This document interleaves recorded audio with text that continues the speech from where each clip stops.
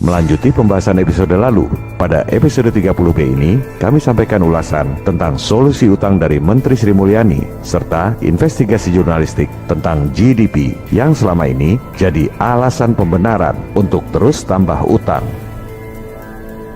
Di saat rakyat semakin miskin akibat pandemi, utang semakin menumpuk dengan bunga yang jauh lebih tinggi dari zaman IGGI di era Orde Baru. Sehingga di APBN 2021 ini dijadwalkan bayar bunga utang 377 triliun. Kalau dilihat dari nilai ekuitas, 377 triliun itu cukup untuk bikin 2 kali bank mandiri setiap tahun. Apakah ada solusi dari Menteri Sri Mulyani untuk meringankan beban pembayaran utang? Mohon izin Pak, kami mau mengkritik pembantu Bapak, Menteri terbaik dunia, kesayangan Pak Presiden. Mbak Ani ini lulusan UI, alma mater saya juga, tapi beda angkatan jauh, jadi nggak pernah ketemu. Nggak ada motif menyerang secara personal. Yang kami kritisi adalah kebijakannya.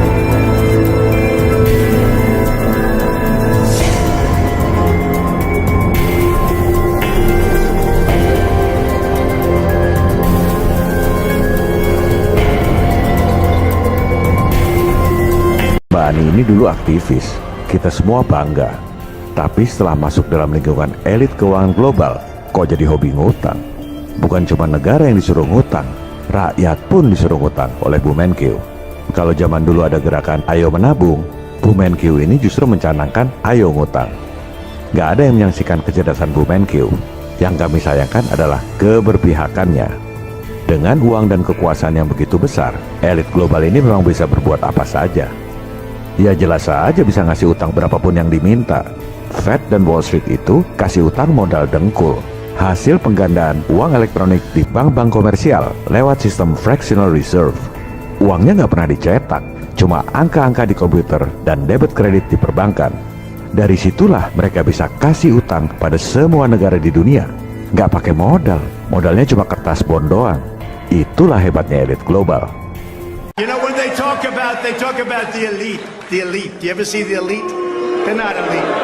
You're the elite. You are the elite. Sekarang, mari kita lihat apa solusi Menkeu untuk menyelesaikan utang. Kita dengar dulu apa yang dikatakan oleh Bu Menkeu untuk kemudian kita analisis bersama. Dan setiap kali ada utang jatuh tempo kita selalu bisa bayar melalui apa yang disebut revolving. Dan kalau semakin kecil berarti exposure-nya makin kecil. Makanya debt to GDP ratio walaupun undang-undang membolehkan sampai 60, Kementerian Keuangan itu membuat rule sendiri jauh di bawah, yaitu separuhnya. Tidak boleh ngelebihin 30%. Kedua, kita harus ngumpulin pajak, bener, tapi tidak untuk bayar utang saja, tapi untuk menyelesaikan, untuk membuat ekonomi kita makin baik fasilitasnya, sehingga ekonomi makin maju, GDP-nya makin gede, utangnya relatif makin kecil. Kita bisa ngumpulin pajak untuk bayar utang juga. Ketiga, ya kita awasi belanja negara. Kalau kita membelanjakan 2.200 triliun, tapi dia tidak menjadi apa-apa, apakah itu sekolah, kesehatan, apakah itu infrastruktur, apakah itu untuk kemiskinan, kita harus sebagai netizen, saya kepengen, ya netizen itu mari sama-sama saya kita melototin 2.200 itu, kita cari itu di mana dia. Katanya kan mereka well connected. Sesuai judul wawancara, begitulah rencana strategis pemerintah untuk bayar utang. Semua yang dikatakan Bu Menkeu itu betul, sesuai teori-teori yang diajarkan oleh Nekolim. Jadi, kalau ini ujian kuliah, nilainya excellent, highest distinction. Bahasa Yunaninya summa cum laude. Untuk materi kuliah, ajaran Nekolim. Tapi, kecerdasan itu bukan tahu segala hal tanpa mempertanyakan, melainkan justru mempertanyakan segala hal yang kita pikir kita tahu. Doktrin pendidikan global ini hanya mencetak sarjana, termasuk para dokter, profesor, pakar yang hampir semuanya cuma pinter textbook, sesuai teori yang diajarkan oleh otoritas global. Gak ada yang mempertanyakan sistem untuk mencari kebenaran. You want answers! I want the truth! You can't handle the truth! Sekarang kita gali kebenaran atau ketidakbenaran solusi pembayaran utang yang disampaikan oleh Bu Menkeu tadi. Pertama, bahwa utang kita itu masih aman. Ini aman buat siapa? Aman buat rakyat atau aman buat para elit asing si pemberi utang? Soalnya tadi disebut aman karena selalu bisa bayar utang saat jatuh tempo. Itu adalah idaman elit global. Bagi mereka, paling ideal kalau ada pejabat di pemerintahan yang bisa memastikan bayar utang tepat waktu. Kemudian disebut soal revolving. Ada banyak model revolving credit facility. Yang paling sederhana, model kartu kredit. Dikasih plafon utang, bisa ditarik atau digunakan kapan aja, selama nggak mentok plafon. Yang penting bayar bulanan. Nah, kalau fasilitas seperti ini digunakan buat bayar utang, namanya gali lubang tutup lubang. Atau model lain lagi, dari revolving credit. Misalnya, rakyat dikasih kredit 100 juta rupiah. Tiap bulan cuma bayar bunganya doang, katakan sejuta.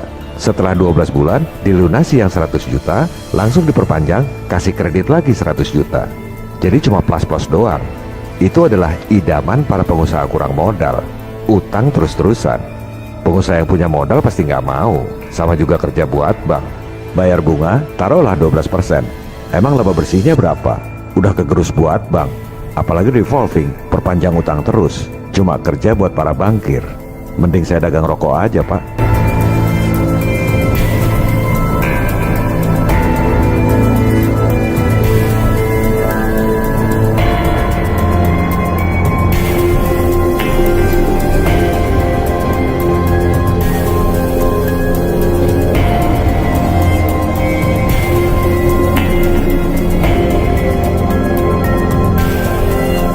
Kenapa elit global kasih fasilitas revolving?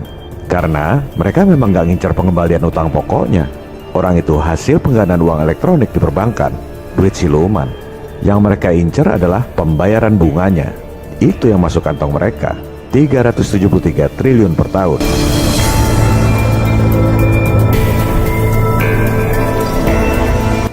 Kemudian, aman karena rasio GDP atau PDB. Nah, ini sesuai dengan judul episode kita. Itulah alasan yang diajarkan oleh Nekolim lewat teori-teori di sekolah. Katanya kalau ngomong harus pakai data. Oke, sekarang kita, rakyat jelata, tukang beca dan tukang sayur, kasih bukti data yang tak terbantahkan bahwa rasio GDP adalah alasan palsu supaya kita utang terus. Kita lihat data publik. GDP per kapita Indonesia $4.135. Artinya apa?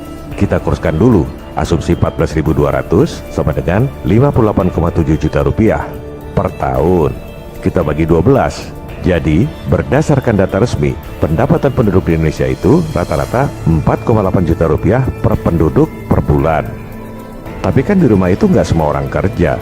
Taruhlah yang kerja suami, punya 2 istri dan 1 anak. Kebalik, punya 1 istri dan 2 anak. Berarti dianggap pendapatannya 19,5 juta rupiah per bulan per keluarga. Coba lihat saudara-saudara kita di Papua. Apa pendapatannya 19,5 juta rupiah per bulan per keluarga? Atau saudara-saudara kita di NTT, apakah pendapatannya 19,5 juta rupiah per bulan per keluarga?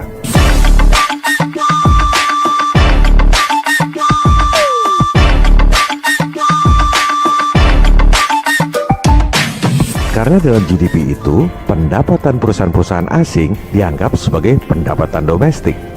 Jadi kelihatannya bagus, padahal yang nikmati bukan orang Indonesia. Inilah akal-akalan Nekolim.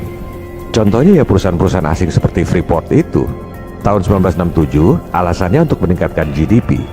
Memang benar GDP naik, tapi itu indikator palsu, karena yang nikmati ya dia-dia lagi.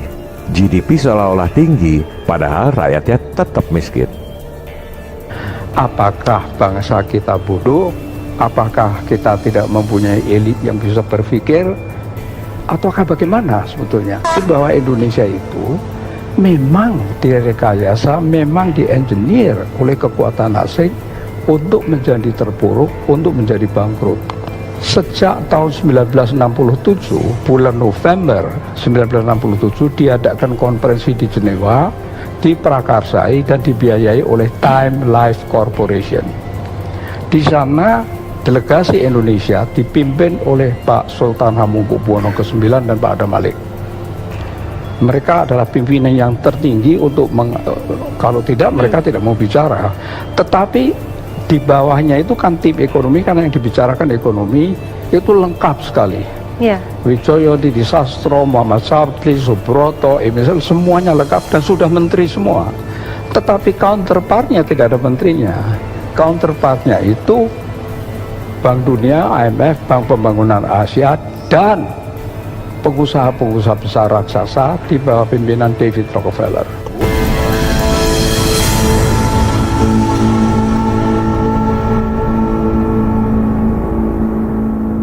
Peran CIA.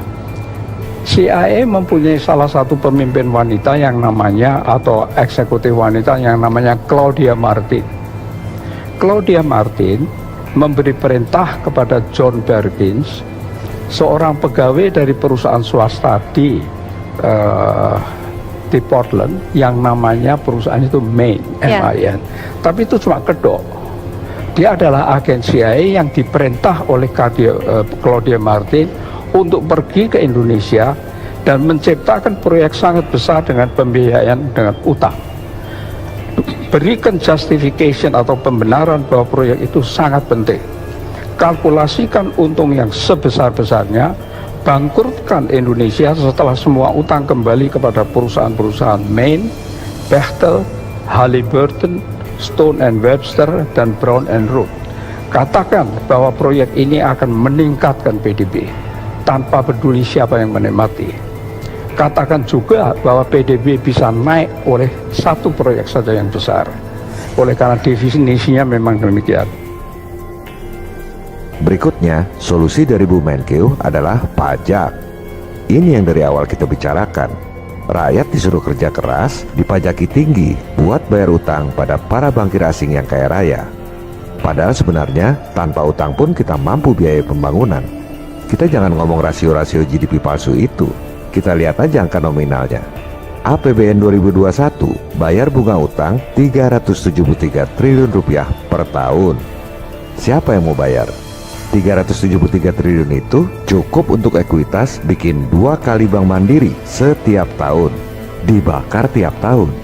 373 triliun itu cukup untuk membiayai APBD DKI Jakarta selama 4 tahun. Dibakar tiap tahun. Kalau ada pemuja utang yang bilang bahwa ngutang itu wajar, jangan ngomong doang. Coba bayar 1/4 jutanya aja, 373 juta tiap tahun. Mau? Saya sih nggak mau, makanya protes. Atau para pemuja utang itu bayar 1/10 jutanya deh, 37,3 juta rupiah tiap tahun. Mau nggak? Saya sih nggak mau, karena memang sebenarnya kita nggak perlu utang. Kita mampu biayai sendiri pembangunan. Kita akan bahas di episode 31 mendatang. Solusi ketiga dari Bu Menkeu, rakyat suruh pelototi penggunaan APBN. Loh, itu bukan tugas rakyat. Masa pejabat yang pada korupsi anggaran, rakyat yang disuruh pelototin? Rakyat sudah lapar, Bu. Kerja susah, cari duit susah, bernapas pun dibikin susah, disuruh pakai masker. Masa masih disuruh pelototin anggaran? Ngono ya ngono, ningojo ngono. Kami berharap orang-orang secerdas Bu Sri Mulyani bisa memberi solusi konkret yang pro rakyat, bukan pro utang pada elit keuangan global. Dari ketiga hal tersebut, jelas sekali kelihatan bahwa Bu Menteri nggak punya solusi. Kami akan sampaikan solusi pembayaran utang 6.000 triliun dalam sehari pada episode 31 mendatang. Ada sebagian pemirsa yang nanya, apakah solusinya menggunakan MMT atau SWF? Sebagian pemirsa malah lebih tendensius. Oh, itu sejalan dengan MMT dan SWF. Nyetak duit sendiri dengan menjaminkan sumber daya alam.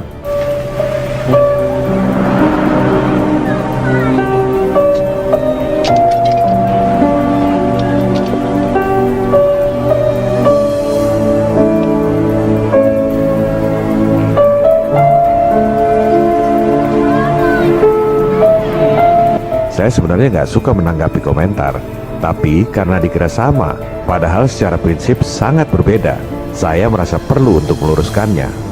Pertama, menerbitkan uang sendiri itu bukan berarti MMT. Presiden Soekarno sudah terbitkan uang sendiri di tahun 1945. Coba lihat siapa yang tanda tangan. Menteri Keuangan, bukan Bank Sentral. Nyetak duit sendiri itu nggak ada hubungannya dengan MMT. Presiden Kennedy terbitkan uang sendiri tahun 1963 melalui Executive Order. Mungkin kalau di sini Perpres atau Perpu.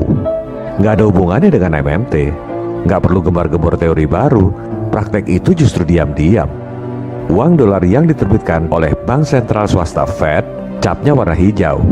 Tulisannya Federal Reserve Note. Uang dolar yang diterbitkan oleh Kennedy tahun 1963 itu capnya warna merah. Tulisannya United States Note. Nanti dibilang Bung Karno dan JFK ikut-ikut MMT. Maaf ya, itu komentar yang kurang cerdas karena kurang wawasan. Kedua, SWF itu sudah dijalankan oleh Presiden Jokowi. Malah sudah ditunjuk CEO-nya, Dirut Bank Permata.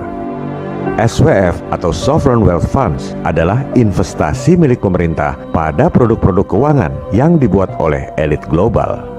Itu definisi yang benar. SWF nggak ada hubungannya dengan menjaminkan sumber daya alam. Coba pemirsa nanya ke Pak Wirakusuma, CEO SWF Indonesia. Pak, SWF itu menjaminkan sumber daya alam buat nyetak duit ya?